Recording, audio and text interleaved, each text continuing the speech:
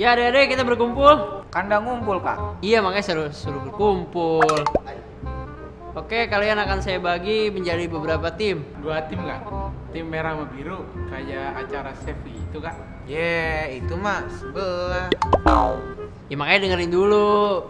Jadi tugas kalian nanti akan mengukur tinggi tembok. Kalian bebas mengukur menggunakan alat yang saya bawa ini. Jadi yang tercepat dan yang terbenar akan mendapatkan hadiah. Wah. Ngukurnya pakai apa, Kak? Ya pakai inilah, masa pakai jari. Jadi kalian mengukur pakai alat ini. Setelah kalian mau kayak gimana, yang penting alatnya pakai alat ini. Siap semua? Siap. Mantap. Itu kita ngitung ngukurnya manjat tembok baru ngukur pakai penggaris sama meteran atau gimana dah? Nggak tahu dah.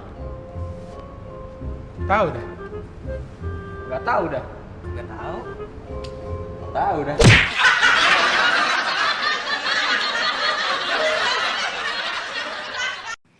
Halo sahabat edukasi, sekarang bagaimana ya kalau kita ingin menghitung tembok atau tiang atau sesuatu yang tinggi yang itu di luar jangkauan kita.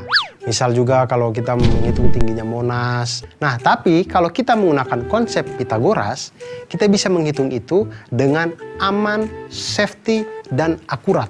Kenapa bisa dengan Pitagoras?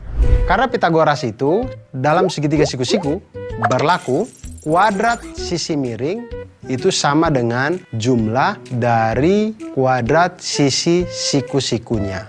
Nah, di sini kalau kita lihat ada segitiga dengan sisi miringnya C, kemudian sisi siku-sikunya itu A dan B, maka bisa dituliskan C kuadrat sama dengan A kuadrat ditambah dengan B kuadrat. Atau C sama dengan akar dari A kuadrat ditambah dengan B kuadrat. Nah, hal yang sama bisa kita lakukan pada sisi A. A kuadrat sama dengan C kuadrat dikurangi dengan B kuadrat. Atau A sama dengan akar dari C kuadrat dikurangi dengan B kuadrat. Hal yang sama juga bisa kita lakukan pada sisi B, di mana B kuadrat sama dengan C kuadrat dikurangi dengan A kuadrat. Atau B sama dengan akar dari C kuadrat dikurangi dengan A kuadrat.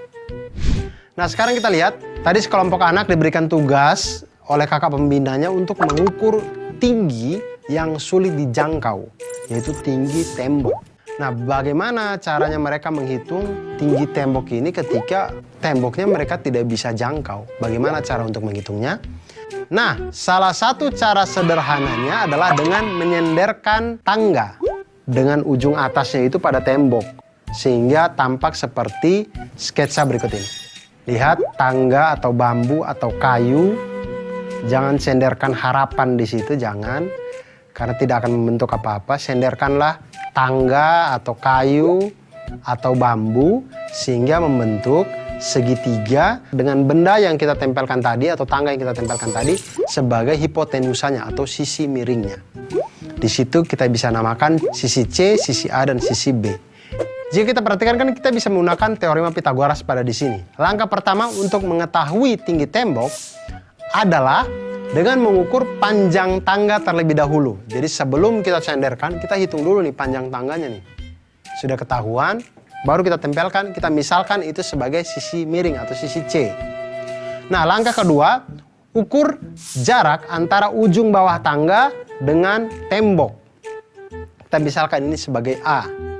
Jika sudah mendapatkan itu, maka kita bisa mencari sisi B atau tinggi tembok itu dengan rumus Pitagoras, yaitu B sama dengan akar dari C kuadrat dikurangi dengan A kuadrat. Nah, dengan menggunakan teorema Pitagoras, kita dapat mengetahui ketinggian-ketinggian yang sulit untuk kita jangkau. Contoh sekarang ya, misalkan panjang tangga adalah 5 meter. Kemudian jarak dari tangga ke tembok adalah 3 meter. Berapakah tinggi tembok? Maka tinggi tembok itu bisa kita cari dengan tinggi tembok sama dengan akar dari 5 kuadrat dikurangi dengan 3 kuadrat. Sama dengan akar dari 16 sama dengan 4 meter. Atau tinggi tembok itu setinggi 4 meter. Nah, sahabat edukasi, Selain Pitagoras ini itu kita untuk menghitung tembok, menghitung ketinggian-ketinggian yang tidak bisa kita jangkau, kita juga bisa menggunakan matematika untuk menghitung kemampuan kita untuk memahami kehidupan dunia ini dan membuat kita menjadi orang yang mantul, manfaat, betul.